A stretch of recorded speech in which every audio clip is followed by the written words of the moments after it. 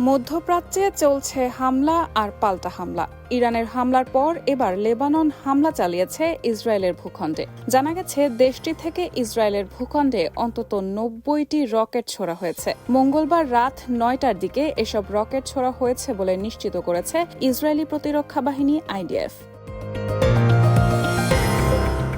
অন্যদিকে ইসরায়েলি হামলায় লেবাননে বেড়েই চলেছে আহত ও নিহতের সংখ্যা।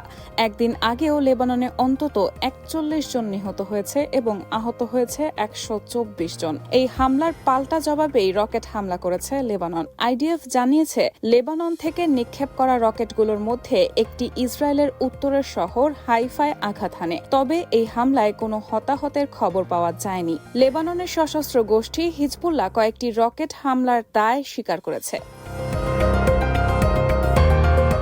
এর আগে গেল সোমবার লেবানন থেকে ইসরায়েলের দিক প্রায় ১১৫টি রকেট নিক্ষেপ করা হয়েছিল, যা সীমান্ত উত্তেজনাকে আরও বাড়িয়ে দেয়। গত বছরের ৭ অক্টোবর গাজা যুদ্ধ শুরুর পর থেকে ফিলিস্তিনের স্বাধীনতাকামী সংগঠন হামাসের সমর্থনে ইসরায়েলের বিরুদ্ধে লড়ছে হিজবুল্লাহ। এরপর থেকে লেবানন ও ইসরায়েল সীমান্তে পাল্টাপাল্টি রকেট এবং ক্ষেপণাস্ত্র হামলা অব্যাহত রয়েছে।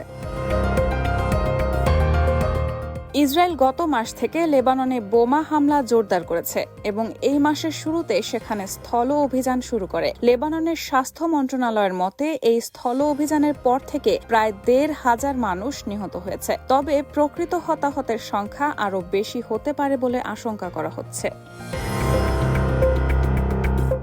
হিজবুল্লাহর দ্বারা ইসরায়েলি সেনা ঘাঁটিতে হামলার প্রতিক্রিয়ায় সোমবার ইসরায়েলের প্রধানমন্ত্রী বেনিয়ামিন নেতানিয়াহু বলেন, আমরা বৈরুত সহ লেবাননের সব জায়গায় হিজবুল্লাহর ওপর হামলা চালিয়ে যাব। এই হামলা হবে নির্দয় এবং তা অব্যাহত থাকবে। এভাবেই হামলা আর হুমকির মধ্য দিয়ে দিন পার করছে মধ্যপ্রাচ্যের দেশগুলো। Rehman moon, sound of nation.